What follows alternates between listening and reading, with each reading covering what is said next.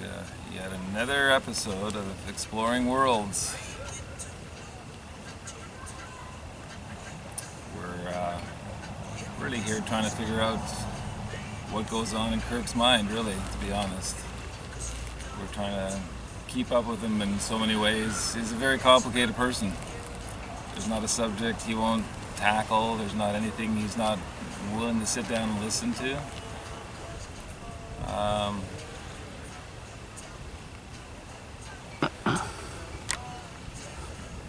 You know, there's a lot of unknown places, you know, between the work that Kirk does. There's a lot of places where you feel like you can grow into an idea of these things. Like reggae music. Kirk's favorite ever since childhood. Oh yeah, remember when he was in diapers? Oh man, that was he was hilarious. Thrown out of school all the time. Yeah, but the boy does live in wonder. So yeah, basically, if you're gonna think that you can ever understand Exploring Worlds, that might not be the best way to go about it. It might just be to delve into the experience, enjoy, see somebody that's full of imagination, and we can, you know, just continue to, you know, learn together, discover together, and explore together mostly. And it's so much fun, and it's so full of imagination. It's all good. It's all good. So stay tuned for whatever is coming next. None of us know. We never do. We're okay with that now. We learned into Kirk a little. And, you know, just come along for the ride. Just, you know, hopefully you'll be inspired to just live in total imagination through, you know, this process that Kirk is displaying to all of us at all times. Peace to you all. I'm ready. So, Kirk, I was wondering what role wonder plays in all the work that you're doing within Exploring Worlds. Well, one of the titles before I came up with the title Exploring Worlds was Walking on Wonder. And I don't know, I mean, I don't get too pretentious about that kind of a thing. I was mainly just looking for a catchy name. But I guess wonder is something that when inspiration hits us, it's kind of wonderful, or we use that term or whatever. Mm-hmm. So most things that I do are at least spark some sort of wonderful feeling in my imagination anyway, mm-hmm. or somebody else's, if it's purely something that I'm not that interested in, that I'm doing because somebody else really wanted a documentary made about what they do or whatever. It's either wonderful for me or wonderful for them, I guess, right? So mm-hmm. It's basically as far as that goes, I mm-hmm. think. You speak, your work speaks much into your wide range of subjects, and they're so full of imagination. How are you, I don't know, almost able to do this with such, I don't know, how is imagination really functioning within you, you know? I've just always had it. I don't really know why. I've always had it since a very young age. And I guess that's why I chose film as a platform. Well, I fell in love with film when I was quite young, like seeing movies and just being fascinated by them, and especially documentaries and that too. But I guess that's a perfect outlet for my kind of personality. I guess I've just always kind of had that imagination or that intrigue with mm-hmm. different worlds, I guess, right? Since we're talking about exploring worlds, right. Yeah. And that's not space stuff either. I'm not meaning space stuff when I say worlds. I mean worlds of people, worlds of people, art, history, nature, whatever, stuff like that, you know? Mm-hmm. Yeah. Where do you see your work going at this time? I see my work going to a home-based production that isn't big and hectic and doesn't have Well, it might have all kinds of people that are subjects to either be interviewed or involved in a specific documentary, but a home-based production that consists of a small group of people that all know each other, all get along, and aren't competing with the world of the big people, per se, and can just sort of narrow into an avenue that is enjoyable to do.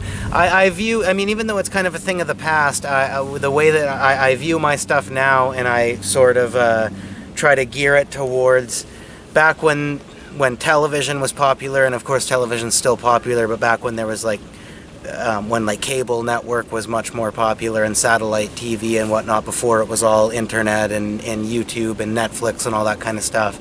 You know how there was those kind of strange documentaries and strange series that they would always play late at night, you can't sleep one night, you're sitting on the couch, and at 2 a.m, all of a sudden, well, back in the day it would be something like The Twilight Zone or something, or in the 90s it would be Unsolved Mysteries or some sort of strange show, that's really cool and really intriguing, but it isn't for everybody. They wouldn't put it on at 2 p.m. and when everybody else is watching Friends, or I know I'm mixing up all the eras, but the main popular sitcom of the time or something. Sure.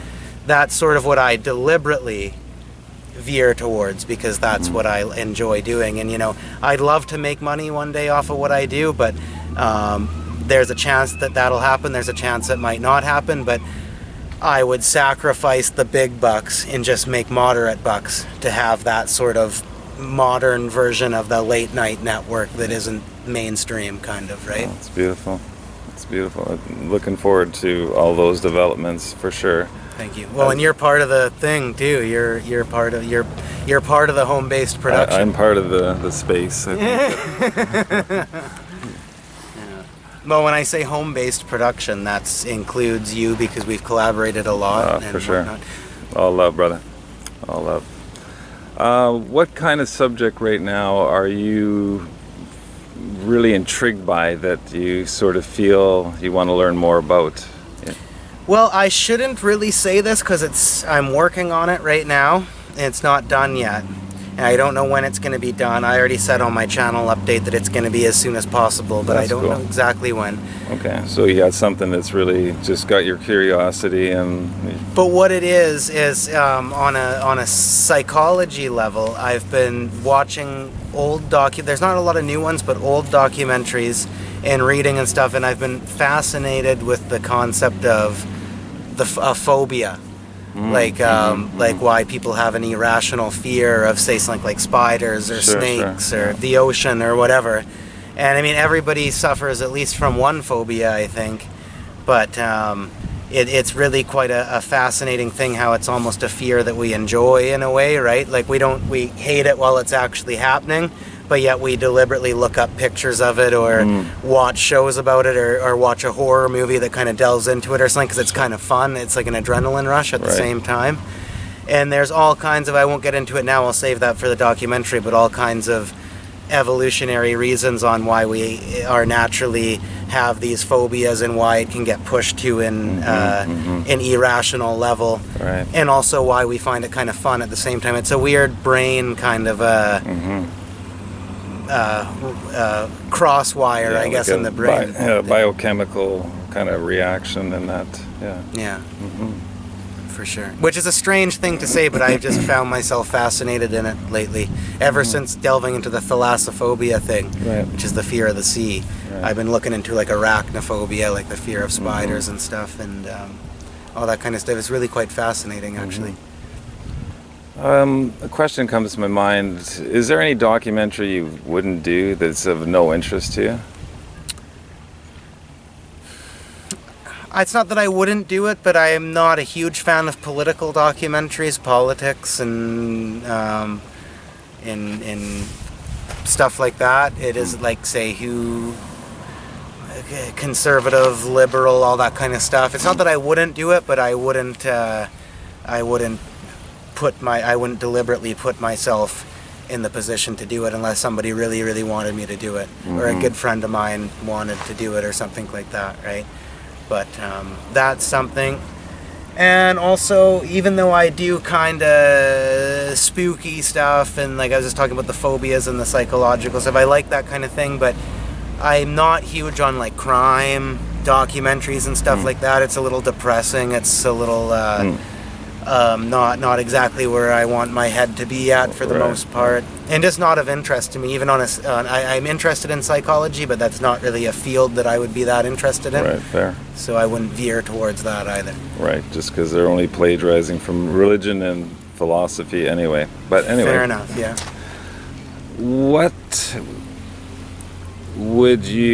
advice would you give to a very young art student who's we'll just say they're just struggling a bit, and they're they're not liking their work, they want to give up forever, they're just having a tough goal. What would you say to those young art students?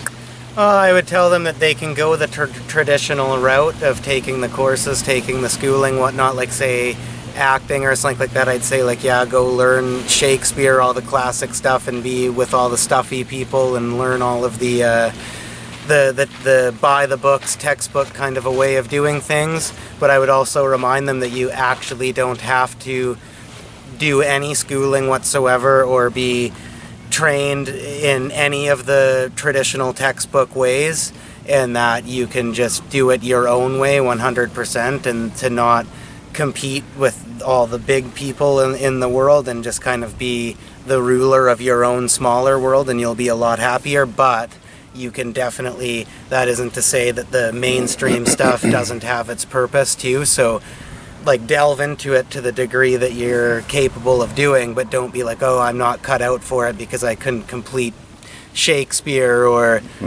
whatever kind of art classes people teach or whatever. No offense, Vivian, right?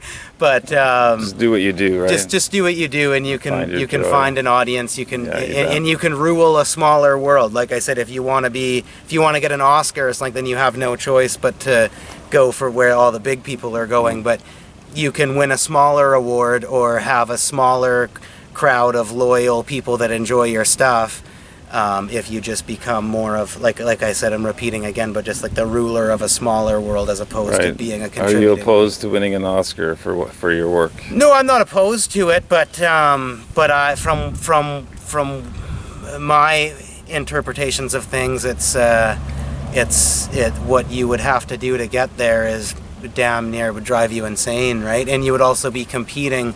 It's not a comfortable feeling to be compete with the world, because there's 6 billion people in the world, and if you're going for that level, you're competing with all of them, and that's not healthy. I don't think. I think a lot of people in those positions aren't healthy. That's why you hear of a lot of the screwed up stuff that goes on in that system, right? So if you were to win an Oscar, what would be the first things out of your mouth? I don't know, honestly. To tell you the truth, I'm not that egotistical to have practiced an Oscar speech. There'd be something off if I did. Right? How much time would you spend afterwards signing autographs? None as of yet. I'm talking about after the Oscar win. I don't know. It depends on how much time are you going to give back to the people. Well, that signature now is gold. Well, if it's people that really enjoy and spend time of their life watching my stuff, then I would spend a lot of time signing autographs. Right. And that includes animals. Sure, yeah, why not? Well, is there anything in these concluding moments that comes to your mind that you would like to think into? No, actually, I'm really happy that I said the late night television network point, actually. So for the new subscribers and the old subscribers, just keep that in mind for the future of the channel.